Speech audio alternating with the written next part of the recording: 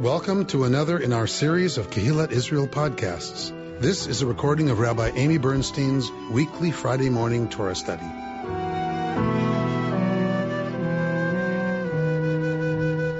We are not in the sexiest part of the Parsha.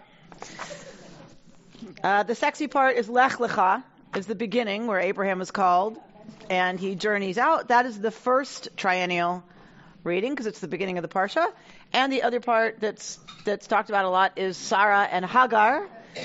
The episode with Sarah and Hagar, which happens at the third triennial reading. So we are in the second year cycle, which means we're in the middle of the Parsha. So this is a text we don't look at very often when we talk about Lech Lecha, when we talk about Avraham and Sarah. But it's, bless you. It's a part of Avraham we don't usually see. So what's just happened in our story at chapter 14, what's just happened is that there has been a war in the region. Lot, Avraham's nephew, was captured and taken hostage in this war, and Avraham decides with his retinue, with all of his people, to go out and rescue his nephew. And so 5 kings are involved, and Avraham is victorious. So this is an episode where we see, which we don't see very often, we tend to think of Avraham as old. Like, as soon as we meet him, he's old. And just gets older, right? So we don't tend to think of Avraham as the powerful warrior sheikh that he was. And a lot of those tales obviously have fallen away. We don't have a lot of those. This is one of the few that we have from the episodes of Avram's vigorous role as a real leader in the region. But this is one of those places that we get a glimpse of that Avraham, that he goes to war, that he's victorious, and that he has these allies in the region. He doesn't, of course, own things in Canaan, right? He's a visitor there. He has a lot of wealth. How did he get some of that wealth? How did he get so wealthy? From the Pharaoh who took Sarah. Sarah is taken into the harem of Pharaoh, and Abraham has pretended to be her brother so that he can spare his own life because he's afraid they're going to kill him to take her. She's taken into Pharaoh's harem, and a mysterious disease falls upon the entire palace, and suggesting that there's been some sexual impropriety, and that is that Abraham and Sarah are married. So Pharaoh has taken a married woman into his harem. He puts those two things together. That the latest thing that's happened is he has taken this woman, and then this STD kind of thing spreads among his palace. So he puts those two together and charges Abraham with lying to him. Abraham admits the truth and says, I was trying to save my life. And so Pharaoh says, get out and take your wife with you, and sends them with lots of slaves and wealth. So, I want it away from me. I want it off of me. I want it, get it out of my palace. And so there you go, praying them to leave. So Abraham has a lot of wealth, which gives him a lot of power in the region. So we see at this incident that also Abraham is deeply loyal. Right? He risks his life and he risks the life of his household to go to war in order to save his nephew Lot, who has been abducted. Right? So this is another quality of Abraham that we see, is that he's deeply, deeply loyal and protective of those who are in any way given into his care, his sense of responsibility. This story is reminding me that we're starting back with a cycle. I mean, we're seeing Abraham again. It's not a story that just keeps going. We come back and we pick up more information about that era. I was confused. I thought we finished with Abraham already. But here we are again, going through another cycle with other developments in his character, the situations that surrounded him and so forth. So we keep getting the stories repeated with more detail. So what do you mean when you say you thought we were done with Abraham? Well, because we talked about Abraham months ago, a year ago. A year ago, right. So every year we come back through the Abraham narratives, right? Just getting my mind into the cyclical story and what happens with each cycle, how it gets added to and developed further. Which is why Torah study, we're never done. Right. Because we come back through it every year, and the text doesn't change, but we change. Right. So we approach the text differently every time. The text is a mirror for us, and so what's reflected in that mirror changes over time. So what it shows us changes because what's in the reflection is different. It's interesting. I encourage everyone to look at this week's Jewish Journal and how the rabbis and rabbinic scholars interpret Lech Lecha and where we are today. And the female rabbis and scholars have the lens of the latest sexual scandal, and they're layering it on Sarah and the woman and the invisible, and the male. Well, the men who are interpreting this parsha aren't really discussing it in that way. So it's where we are today and how we're looking at the parsha. I encourage everybody to take it. Last week's. Mm-hmm. This is the one that just came, right? Yeah, it came out yesterday. So, Great. Yeah. so there should be a stack downstairs as you leave. Before you go another level down, grab a Jewish Journal on your And way. it's available online too. There you go. All right, so we're going to look at chapter 14. So this is immediately following this war. So 14:17. When he returned from defeating Kedorlaomer, and the kings with him. King of Sodom. 14:17. 14:17. The king of Sodom. The king of Sodom. No, he's right. No, he's right. When he returned from defeating Kedorlaomer. No. What? Yes. The translation is different. They reverse the sentence. If you'd let me I don't finish know the the sentence, Oh, you see it's the same reversed. thing. You're right. The sentence is The- reversed. Okay? Okay. So, what it says in this book is, when he returned from defeating Kedorlaomer and the kings with him, the king of Sodom came out to meet him in the valley of Shaveh. That's better. Okay, you got it? Which is the valley of the king. And King Melchizedek of Salem brought out bread and wine. He was a priest of God Most High. He blessed him, saying, "Blessed be Avram of God Most High, creator of heaven and earth, and blessed be God Most High, who has delivered your foes into your hand." And Avram gave him 1/10 of everything. Then the king of Sodom said to Avram, "Give me the persons and take the possessions for yourself." But Avram said to the king of Sodom, "I swear to the Lord, God Most High, creator of heaven and earth, I will not take so much as a thread or a sandal strap of what is yours. You shall not say, 'It is I who made Avram rich.' For me, nothing but what my servants have used up. As for the share of the men who went with me, Aner, Eshcol, and Mamre, let them take their share." Okay.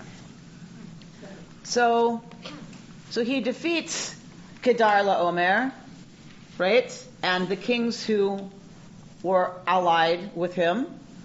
And Avram returns. He's victorious. He's the victor. He's the hero. Avram's the hero.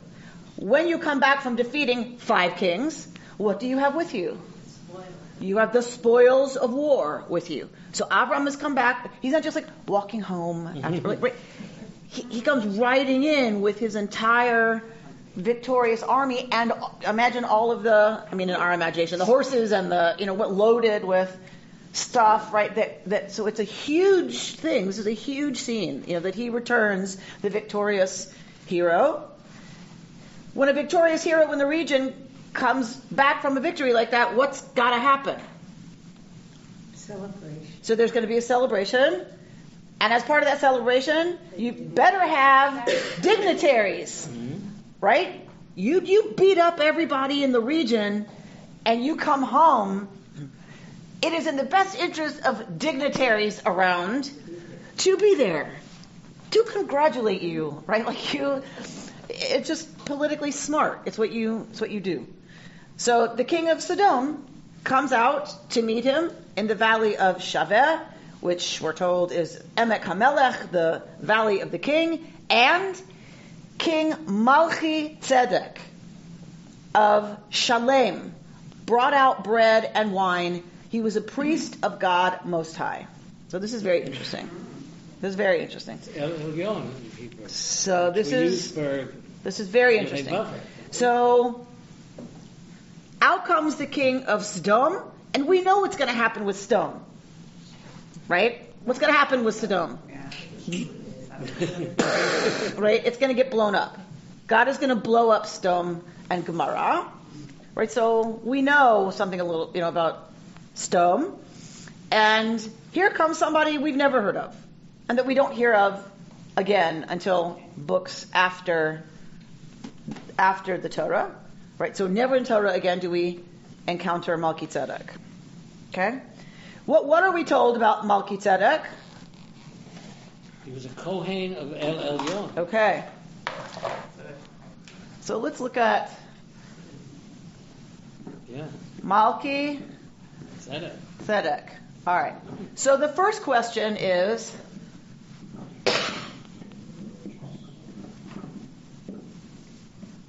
who wrote on my board and didn't erase? His name means King of Righteousness, right? So, is that what that means? Well, we're going to talk about it. Okay. Melchizedek. So already we see, right, the Shoresh Mem Lamed Chaf. So whenever we see Mem Lamed Chaf, we're talking about Melech. We're talking something about kingness. So we've got that, and then we've got righteousness. Tzadi Daled Kuf, right, which is generally something about justice. Some people, like Cantor Chaim, like to translate it as righteous.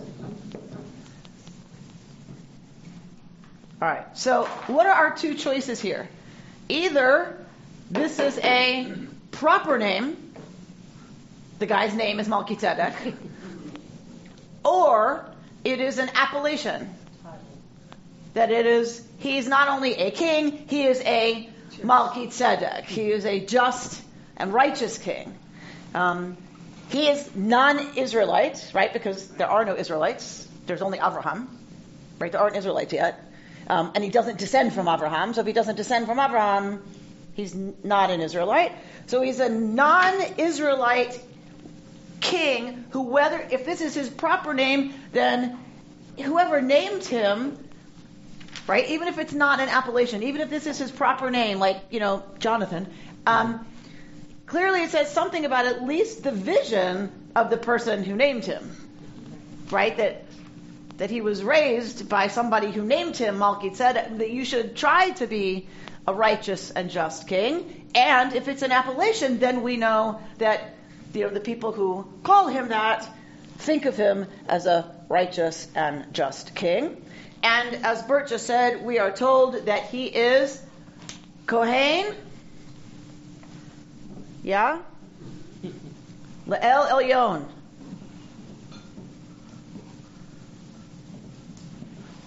All right. So we know something about Kohen, right? What's Kohen? He's a priest.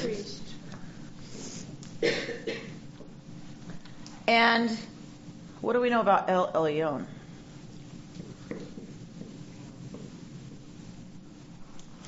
Well, it's literally God Most High, and we even have that in prayer. We do indeed. Still referring to Yud Vaveh. We do. El Elyon. It is rare that we see this in the Bible. It's only found once again in Torah. So it's interesting that for the rabbis, this is El Elyon Gomel Chasadim Tovim. We hear it all the time, El Elyon, right? That's rabbinic.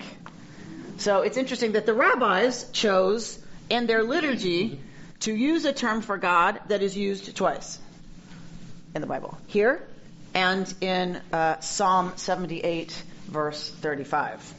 It doesn't appear anywhere in the Ugaritic texts, so it doesn't come to us from Ugaritic. There is a slightly similar variant that is used of Baal, right? The Canaanite god Baal, who is called the Exalted One, right? From this, it's similar. It's got the ya part of the Elyon in speaking about Baal. Elyon was once the name of a separate deity altogether, which makes sense to us, right? So Elyon, if Elyon was a god, right, then later what happens is El is attached to that god. Who's El? God. Who is El? God. In the region. The highest God. The chief god of the Canaanite pantheon. The head god of the Canaanite pantheon. The Zeus of the Canaanites is El. So it makes sense if there's Elyon, that at some point Elyon gets associated with El, and it becomes El Elyon. And then What does the yon part mean? What does yon mean? It seems it's actually the other way around. Like when we see the text in the region, that's what we get. The Ayin Lamed Yud is what we see attested to as Exalted One of Baal. Right? So the On is separate. Right? That's the second half. So this is a reference to a Canaanite god? So this is a reference possibly to a Canaanite god, originally. So you have a bunch of folks who are Canaanites who you're converting to the new Israelite religion, right? You're telling them there's one God now, right? There isn't a pantheon. There's one God. We're worshiping the one God, right? If you're going to have them come over to your team, you'd better give them a name for that God that's familiar, right? So, because God has lots of names. It doesn't mean there's lots of gods. Our God has lots of names. One of them is El and El Elyon, apparently, right? So it comes into Israelite parlance that way. Is Kohen a generic term for priest? I mean, Yes. a Christian Kohen, or Well, there is no Hebrew talking about Christian priests. no? So right, so likahen is to priestify, Okay. and a kohen is someone who is that person, right? And so because we see it used here, we know it must be in some way generic, right? Doesn't the word El mean something in Hebrew? No? What? You mean the name of El. Just El as meaning... it's a pointer. It's an indirect object. Yes. If I give you a pen, I give it L, U. So it's two, but not really two. But right, we don't have an English for what L is in Hebrew. It's Indirect object. pointing to the indirect object. It's not the indirect object itself. But in Hebrew we use L as two. So it's El. You'd say Le El. no, right? Like, it's complicated. But we'll just say there's no English translation of how El is used if we're not talking about God. But often El is put at the end of names, Shmuel, Yisrael, right? It is very common in the ancient world to take names of God and have a name of a person derive from or include one of the names of God. We also see it with Yah, right? So we have Yah included in a lot of names. Your daughter's name. Eli, my God, answered. The name Ella. Elah, right? God. And Elah in the ancient world would have been the feminine of El. Right? So there was a goddess Elah, where there's a city where the goddess Elah in Israel was the sea goddess. And the city named after her is Eilat. Right? Absolutely. All right. So I'm just seeing if there's anything else from El Elyon that we want to talk about. The next line. Avram. All right. So what was I saying? So he brings. Oh, and who is Malchi Tzedek the king of? Salem. Shalom. Okay. So already something about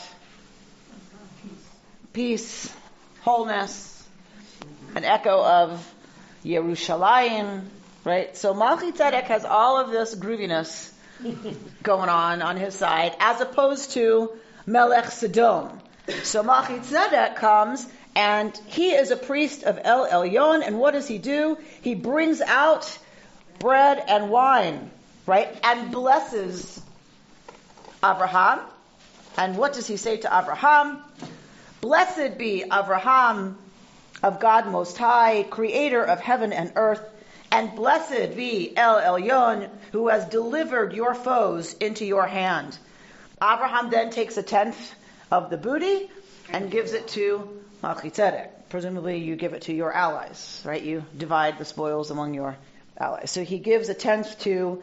The tenth later shows up as a tithe, doesn't it? Yeah. Well, it always is. That same amount. Yeah. It always is. So that goes way back to here and before. That a tenth, like, is obviously a hunk that is a familiar portion, right? So and it's a neighboring king. You pay.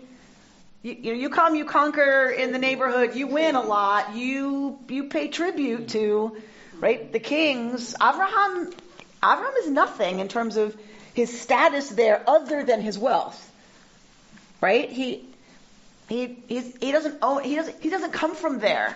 He comes from Ur of the Chaldees, right? So he's a visitor. He has to be very careful how he behaves here. He's just won a war. That makes kings in the region a little nervous. So it's all right. We're going to have a little ceremony. Everybody's groovy. And yay, El Elyon. And take some with you when you go, right? Back to your king land. All right.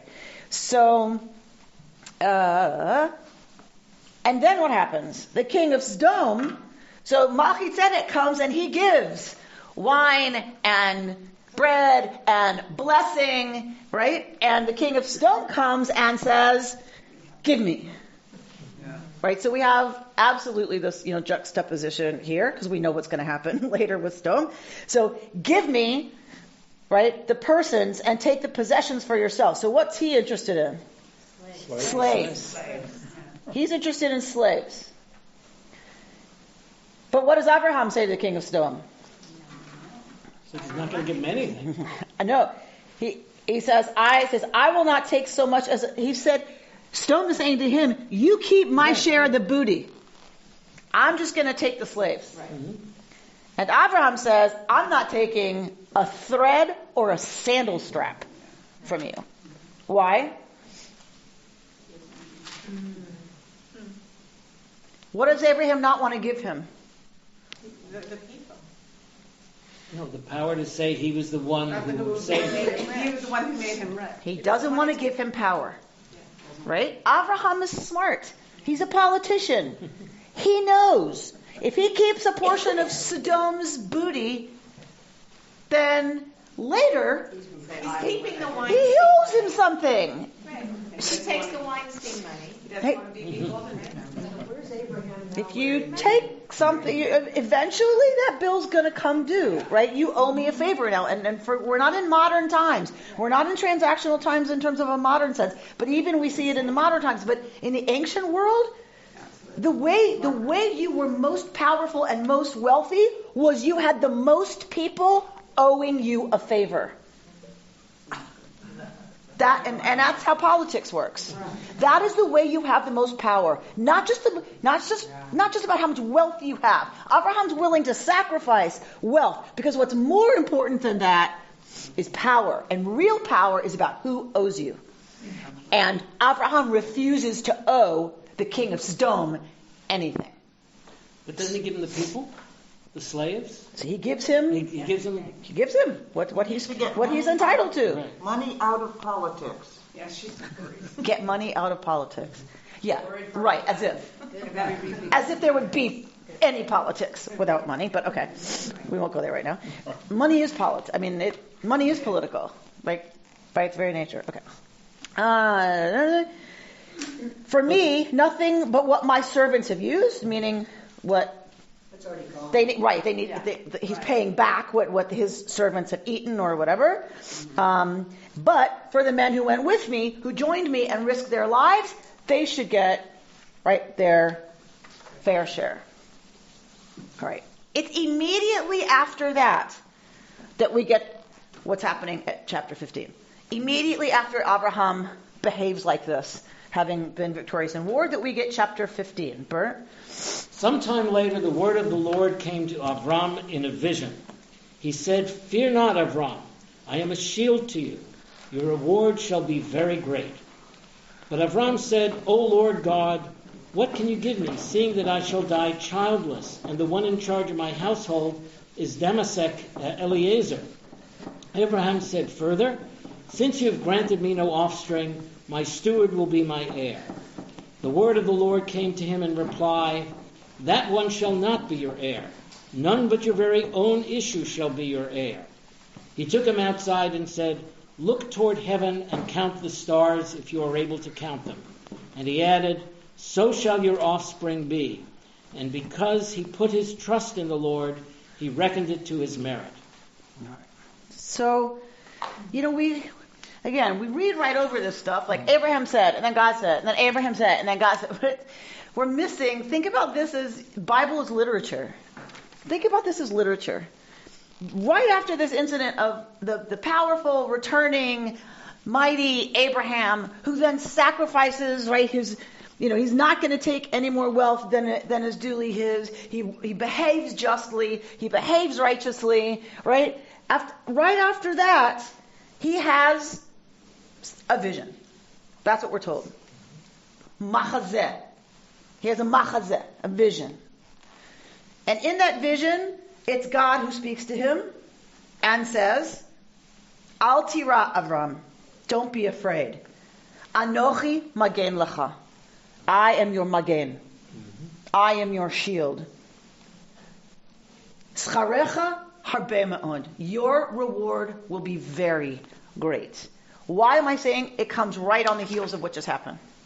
Why do I care about that? Well, it's like a reward for his righteousness. Exactly. God says, you're always the long-suffering, trusting Avram, doing what's good, rescuing Lot, risking your life, refusing extra booty. Like you're always, don't worry. Your reward is coming. Your reward is going to be huge, Avram. But Avram says to God, and this is the first time, for me it's very poignant, it's the first time we see Avram doing anything other than exactly what God says. And Avram says, "Adonai Elohim, what can you give me? You've just talked about a reward, that my reward's going to be huge. What can you possibly give me, seeing that I will die childless?" Okay, so we just sit with that for a minute. Avram's like, Master of the universe, yes, you could give me anything, and what will any of it matter? What will it matter? I'm going to die childless. I mean, you're saying that to God? I mean, that's got to be pretty intense, right? He's got to be feeling this pretty intensely.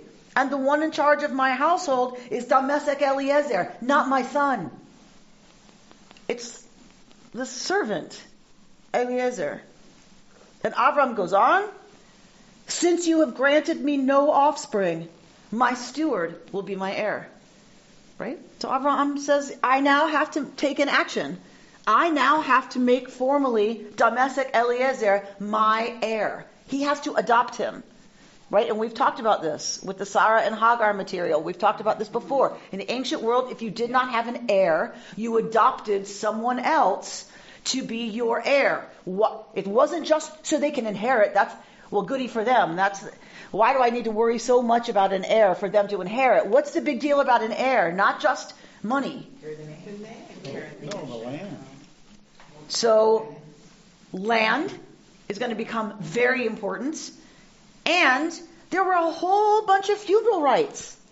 Who's going to say Kaddish for me? Who's obligated to say Kaddish for me? Who's obligated to support a Torah study in my memory when I'm gone? Who's going to donate a wing of a hospital and call it Avram Wing? At least Right? It's much more than who's going to inherit my money. It's all that I've built. It goes away in terms of me once I die, unless I have an heir who's going to do something with that, right? Legacy. To honor and legacy. And he's broken-hearted that legacy is going to be Damesek Eliezer. It's not what he wants. It's not what he's dreamed of. He has no child. And God is saying your reward is going to be huge. You can even read it tongue and, like cheeky if you want. That's usually more Moses. But it's just kind of like, oh yeah, my reward's going to be so great. And I'm dying childless. Listen to yourself, God. Right? But I choose to read it a little more poignantly. I was thinking, is this the first time that we hear of wrong mentioned? Yeah. Yeah, it is. And maybe because of that, it influences how I read it, right? That he doesn't usually fetch, right? And to me, it's just so plaintive. At this moment of promise that God is, in this vision that God gives him, he answers with this incredible, I think, sadness that I'm winding up with. I'm going to have to take this guy as my heir tomorrow when I wake up from this vision, right? It's clear to me that's what's got to happen. And look at the custom of when a son marries out or when a son leaves Judaism, of saying funeral rites and pretending that he doesn't exist. It's the same thing of denying the legacy and punishing the child for doing it. Mm-hmm. Did you want to say something? Well, this may be the first time that Avram is fetching, but when a few verses later God tells him about the descendants, God's done that before. A little bit earlier in this parsha, God already promised Avram that his descendants would be as the dust of the earth. So he's already talked about descendants, and there's a note in the big article that Ramban said that it's because of Avram's righteousness that he's kind of still concerned. Is it because of something that he did during the war that is going to cause him to not have children? So God has to reassure him. So for me, that's why this is so poignant. Is God has promised him offspring. So when God says your reward's going to be very great, Avram gently reminds God, I'm dying without an heir. I'm dying childless. What can you possibly... You promised. Moshe would have said, escúchame, you promised. And what will the Egyptians say if you don't give me a son after you promised? Right? So, but Abraham is much gentler and subtler, about it. But you promised. And I'm dying without an heir. So the word of God comes to him in reply, that one shall not be your heir. Meaning, don't do it. Don't go through with it. Don't sign those papers. Hold off. None but your very own issue shall be your heir. God takes him outside and says, look toward heaven and count the stars if you are able to count them. And added, so shall your offspring be. And because he put his trust in God, when we don't know how to deal with this sentence, Vayach shveha lo tzedakah. We have no idea exactly what that means, because we don't know what is being called tzedakah here, right? We don't know. Is it the vision that it's a righteous vision? Tzedakah. So it's feminine. So it's referring to something feminine. That's merit. It's righteousness, justice. So it's an interesting, it's an interesting Hebrew tangle here. Like what exactly Abraham is referring to in terms of he saw, because of his trust in God, he saw it. She, feminine it. He saw her as tzedakah. We don't know. I'll leave it to you to What about Sarah decide. as the it? Okay? Because of his faith in God, he sees Sarah as just. She's the vehicle through which he will have him. So, tzedakah. Well, she's the one who says, "My husband's old, and what am I? Are you kidding me?" She's one that laughed. Yeah, but she's the vehicle for the heir. Okay, so for Judith, it's Sarah. Well, not So- necessarily. So we can figure out what it is that we think it means, right? To me, the vision makes the most sense, right? That it's the vision that he sees as okay. It's going to be true, right? It's going to be accurate because it is. Oh, that word is. Oh, okay. Why isn't it the way he treated everybody after sorry, maybe I didn't get it, but that he gave away all the spoils? Because you share when you get back. You share with the kings of the region. Why is that not set out the marriage? Because that doesn't rely on faith in God. It says because of his faith in God, after what God has just assured him that you're going to have a son, because of his faith in God, he saw it as just, as good, as righteous, as you're right. So it's his act of righteousness earlier Was the political thing to do. So, all right. So then he says to him, meaning God says to Avram, I've lost my place in the Hebrew.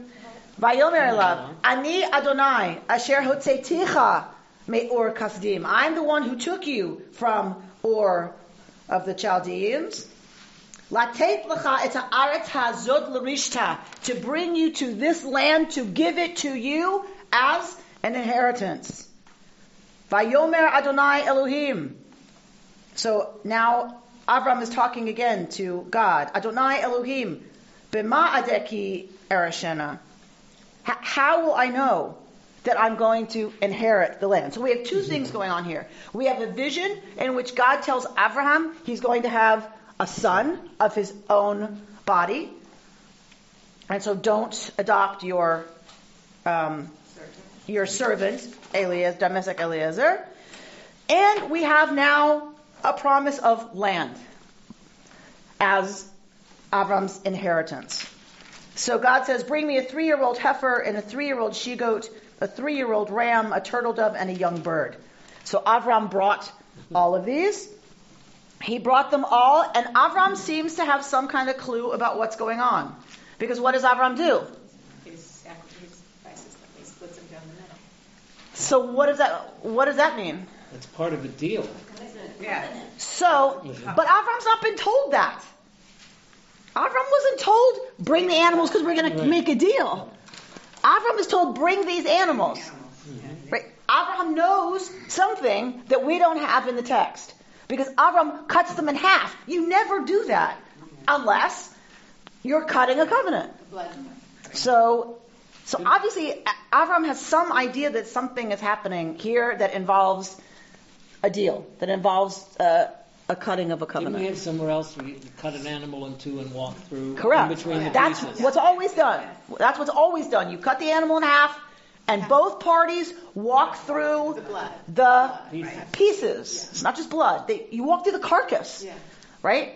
And I read somewhere, which I love it that you all would now look at this article and go, what? So it was from a Christian source that said that when you cut a covenant, you walk through the pieces, so it's an act of magic, so that they should come back together and be whole. I'm like, what?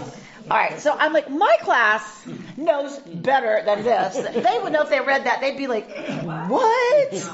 You have the bloody carcass on each side. Each party of the deal passes through so that you take upon yourself. So may this happen to me. Amy is part of the deal. Here comes the other person part of the deal. Right? May it happen to me or me if either one of us breaks this covenant. When we last discussed it, we talked about that being a possible origin of cut a deal. It is, for sure. For sure. Yes.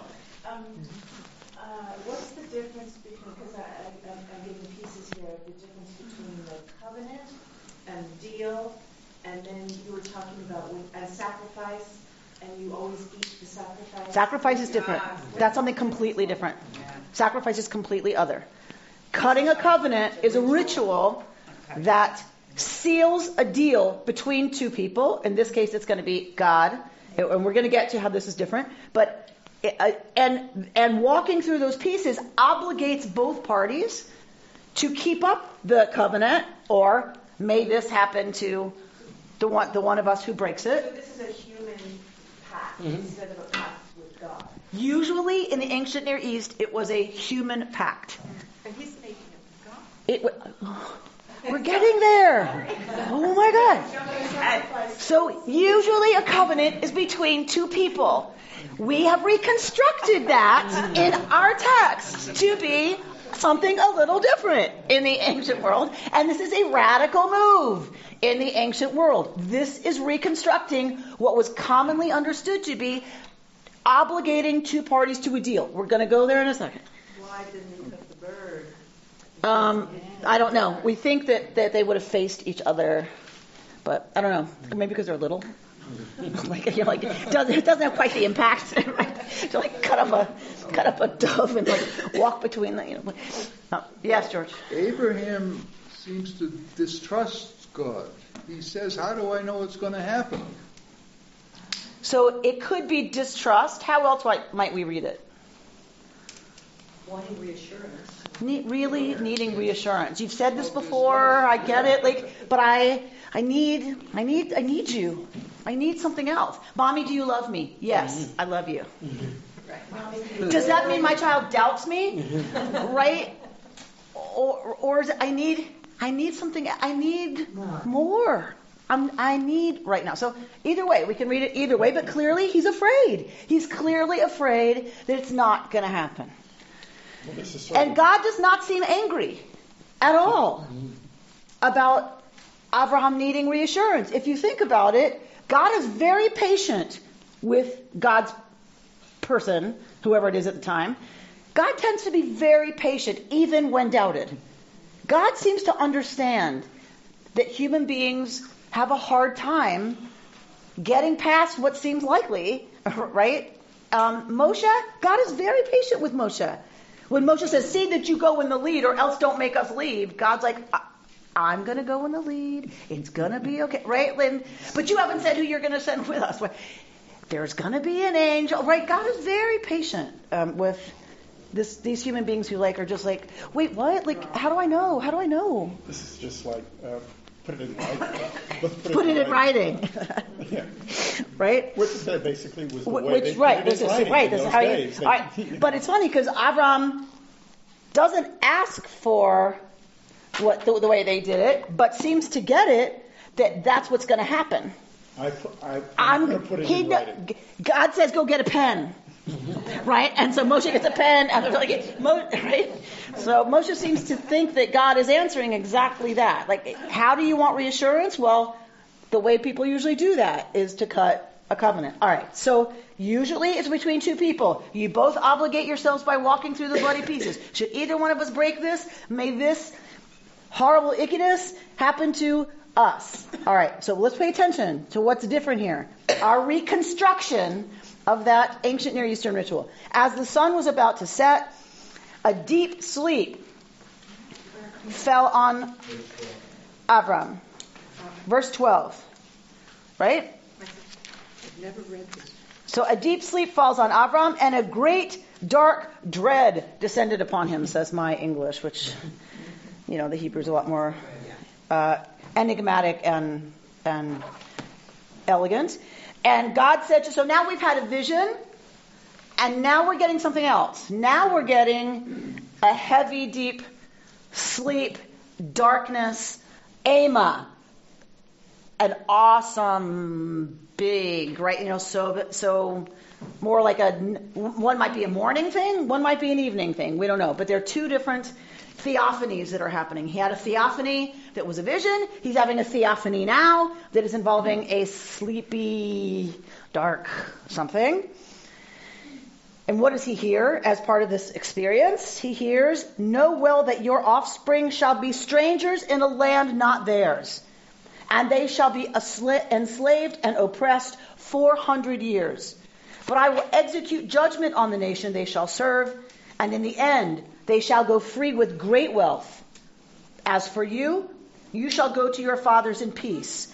You shall be buried at a ripe old age, and they shall return here in the 4th generation, for the iniquity of the Amorites is not yet complete. So he's told that, right, his descendants are going to have to be oppressed. Working out the 4th generation, believe me, there is so much rabbinic literature written on this. I can't even begin to recap it for you. How do you make that work? 4th generation from when? Is it from Joseph? Is it from the Pharaoh who didn't remember Joseph? Whatever. It's a chunk of time. A big chunk of time, right, that they're going to be suffering, but they're going to eventually go forth. You're going to be fine. You're going to die a wealthy, happy old man. All right. When the sun set and it was very dark, there appeared a smoking oven and a flaming torch which passed between those pieces. On that day, Adonai made a covenant with Avram, saying, to your offspring I assign this land, from the river of Egypt to the great river, the river Euphrates, the Kenites, the Kenizzites, the Kadmonites, the Hittites, the Perizzites, the Rephaim, the Amorites, the Canaanites, the Girgashites, and the Jebusites. What just happened?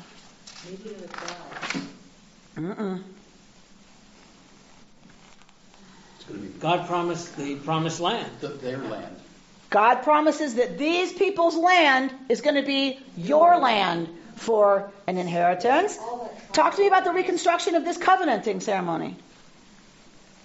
What's happened here? Well, something of God has walked through the pieces. Aha. Well, that's interesting. That's interesting. How's that interesting? Because there's pregnancy involved. Well, there's a bit of magic here. So, a smoking oven and a torch just kind of like float out in between the pieces of the pieces of the animals. Right? Yes. So this could be the vision that this is what Avram sees. Is it actually there? I don't know. Is it a foreshadowing of the pillar of fire? A foreshadowing of the pillar of fire that's going to lead them. What is? End of Sinai. End of Sinai. End of Sinai, the fire, right? Smoke of Sinai. But what's interesting about how this has reconstructed the ritual? Between God and man. God is the only one walking through. Avram doesn't walk through the pieces. Who's the only one obligated by this covenant? God. God is the only one now obligated to what has been said. That this land will be yours for an inheritance. This is like God saying no to self. This is the first time God is obligated to a human being specifically.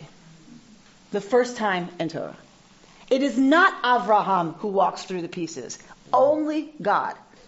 God has chosen to limit God's self. What are the consequences? Like, you have to wonder. God's passing through the pieces.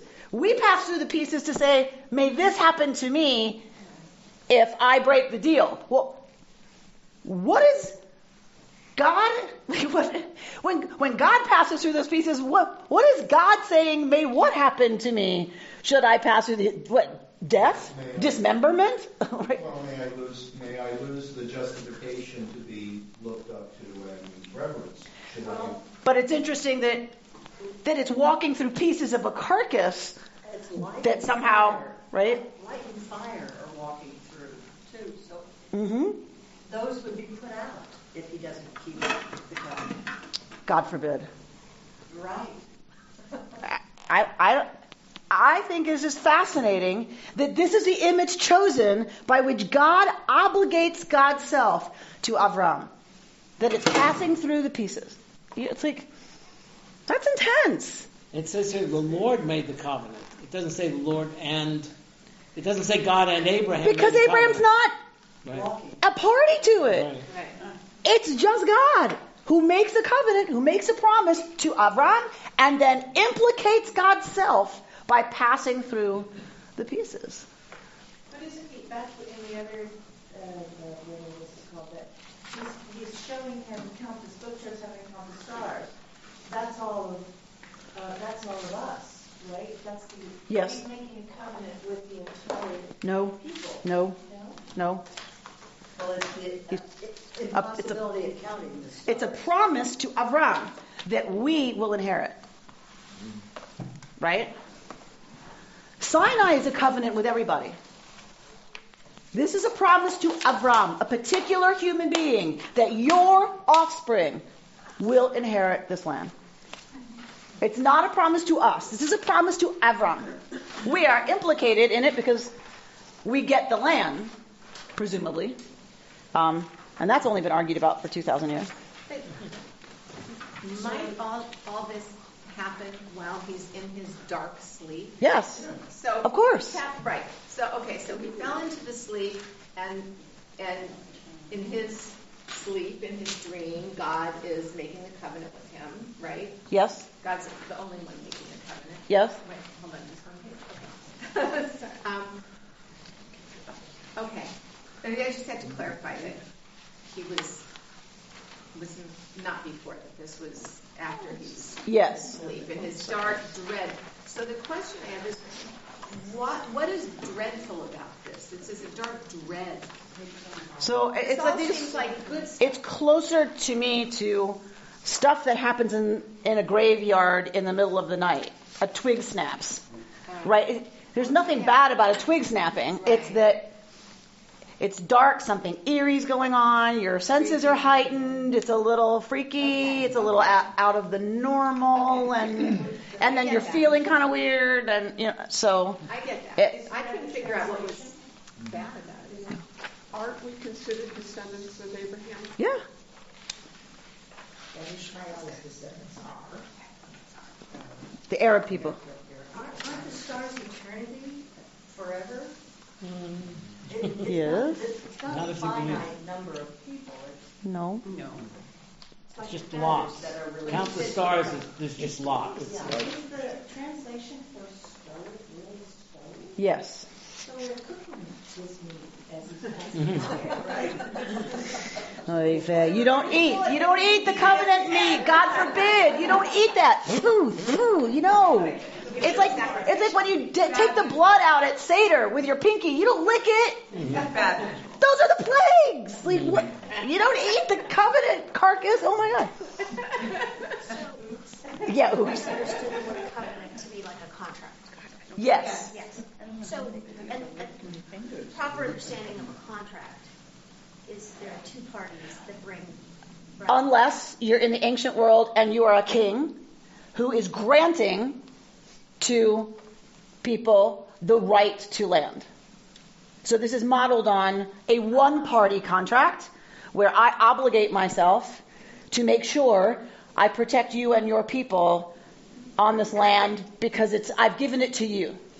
And I get nothing in return. I get nothing in return except risk. Right? But didn't we see this within the last month? We had some other conversation where I feel like you said similarly that I think it was like with Moses, that God sort of said the same kind of thing where he made, we didn't call it a covenant, but there was some kind of incident where you two took on something and did not ask for something in return. I don't know if it was God misleading. I can't remember now what the reference was. So there is precedent in the ancient world for having a one-sided contract. It's interesting to me that they chose the more common contractual two-party ritual to seal that deal, to a one-party contract. All right, 132. Oh, because the other thing we need to address is, why does God need to be talking about Egypt right here? Why is God talking about bondage? Why not just say that? If Avram's going to live a happy, long life and go sleep with his ancestors, why does God need to bring something so upsetting up? It must have already happened when it was written. You mean the authors? Yeah. Oh, for sure. For sure. But why does the author have God address this issue of slavery to Avram when talking about giving the land to his descendants? To prove that he's capable of great works. So God is going to say to Avram, this terrible thing's going to happen, but I'm going to intervene. And I'm going to save them. So it's really just about God showing Avram what God can really do if God wants to. It's for him to keep his faith and know that it's going to go. But Avram's going to die before any of this happens. Why does God disturb him with this? Why? He's concerned about the future, and if it happens... So skip it. Yeah. Skip it. If Avram's concerned about the future, all God has to say is, your people are going to be as numerous as the stars of the heaven. And shut up. Right. God didn't Stop talking. Why does God keep talking? It must be because there is no way for that to happen other than slavery in Egypt first. Wow. There is no way for the inheritance of the land and us being like the stars of the heaven or the sands of the sea. One is directly dependent on the other. Redemption from slavery is the prerequisite for inheriting the land. Oh, wow. Look at Art Green. Isn't you signed a contract? I don't want to go back there. We can if we have time. 132. This is Arthur Green. This is Arthur Green from a book called Radical Judaism.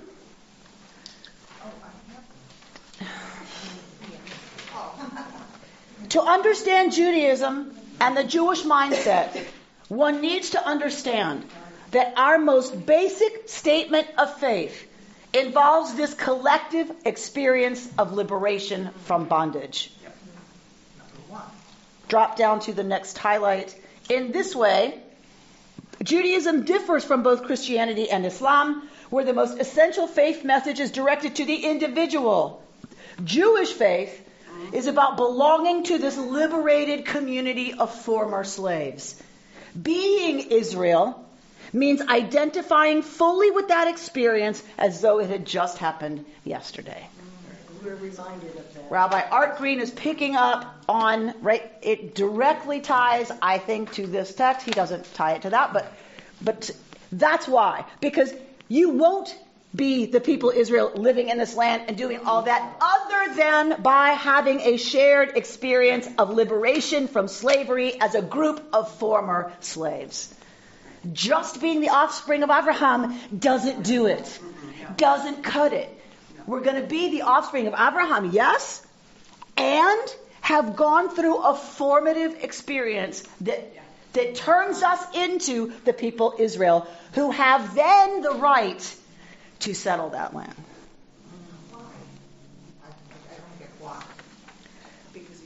Somebody want to answer, Audrey? Why must one be conditioned on the other? I think it turns us into a community, this shared experience, this horrible experience, and then the redemption of these same people. That's a shared experience too. It makes us into a people. Makes us into a people? What else does it do? Suffering brings enlightenment. Everyone's mumbling. Speak up. What does it do? It bonds us. What else? Makes us appreciative of that.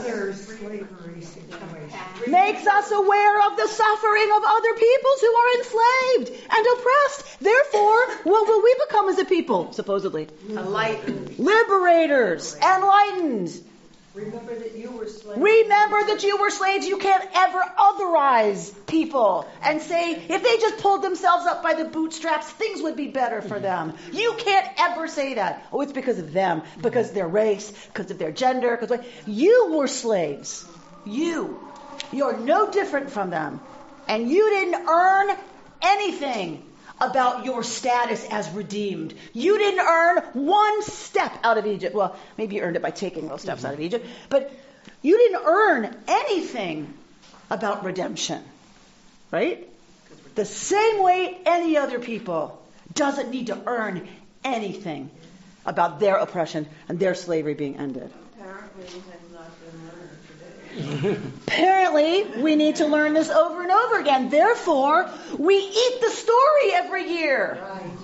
We eat maror. And we have the Southern Poverty Law Center. And we have the Southern Poverty Law Center. Right. But this is why we eat maror and drink tears. Because we have to viscerally remember. Because we tend to forget. Hasn't helped. Mapitom. I would argue, Rita Efros, that the Jewish people have traditionally been far more empathetic, sympathetic, ready to work on behalf of the freedoms of other peoples. I would argue it has worked for us as a people to stay. I'm thinking actually about Israel and the Israeli Arabs. Oh, well, that you need to be clear. Okay, so that's a whole other story. Right? Because I'm like, are you kidding? Like, we're right. I'm like, we've done a great job. No, I'm not talking about the general Jewish attitude towards all this, but I'm thinking of Israel. That's right. Okay. There's All right. also that it can always happen again. I was always told, watch out, because it's going to happen again. And it keeps happening over and over again in history. I do not think that's part at all of this in terms of why it's here. So that it's a warning it's going to happen again. It's dafka the opposite. I will end it. I will end your slavery. I will take you out and you will be a free people in this land. That's the promise. This is not a warning it's going to happen again. So it's a reminder, because you were talking about Soviet. No, but you have to have gone through it. Festivals and related slavery, I forgot what the person was called. Passover is slavery, redemption, this experience of redemption. Not transformation. Revelation. Revelation. Yeah. You have to be free before you can experience revelation. You can't accept the contract at Sinai unless you're free. So you have to have gone through redemption from slavery before you can have revelation, but this is more fundamental. This is saying you have to have gone through redemption to be the Jewish people. It seems that Torah is saying it is a fundamental aspect of who we... Yes, it's already happened.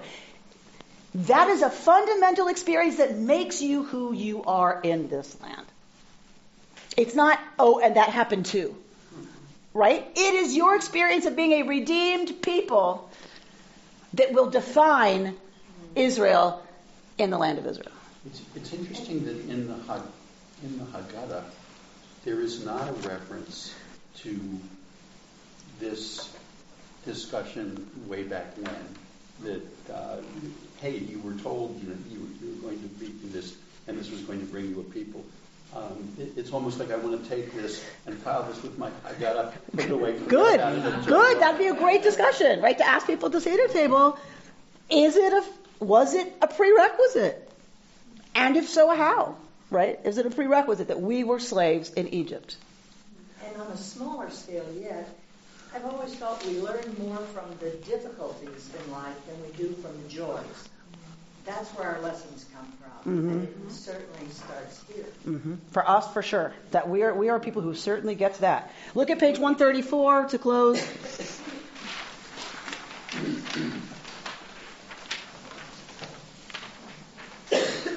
Down to the second paragraph, a little bit like 4 lines down. I like to think of it as a Judaism faithful to the journeys of Abraham Avinu, our father Abraham, who is the original figure of religious quest in our tradition. Abraham did not live his religious life out of faithfulness or loyalty to tradition. he was anything but a nice Jewish boy making his parents proud. On the contrary, he models a radical break with all that came before him. He is a seeker and a no-holds-bar experimentalist, daring to challenge each stage of his own religious development. Skip another sentence. The biblical text portrays God's call to him as unearned and spontaneous, almost as arbitrary, one might say, as God's rejection of Cain's offering. But later tradition sees it quite differently. Abraham is the paradigmatic seeker in Judaism. Philo, the Midrash, the philosophers, and the Hasidic masters all depict him as engaged in a journey of discovery, one in which God answers him rather than initiating the dialogue. Abraham is unique among humans because of his courage and defiance. It is these qualities that attract God to him as one with whom to covenant. The term Ivri, Hebrew, is first used to describe Abraham. And it will be essential to the Abrahamic legacy. Wait, did we skip something? No. Where's the ever? Where's the ever business?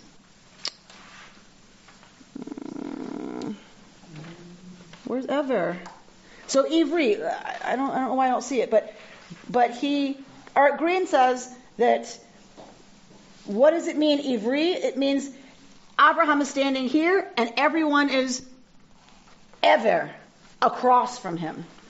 That he stands alone against all of the people who around him, all the people who came before him, all the generations, all the traditions, all the teachings, everything around him. He stands me'ever. He stands, that's why he's Ivri. He stands over and against all of that. So, just a reminder that that's our founder. The guy who was willing to be an upstander and stand up for what he believed to be the righteous, just way forward. He didn't need to He didn't need to trash anybody else. Malchi Tzedek is a Kohen of El Elyon. We are not a tradition that says there's nobody else in the world who's righteous.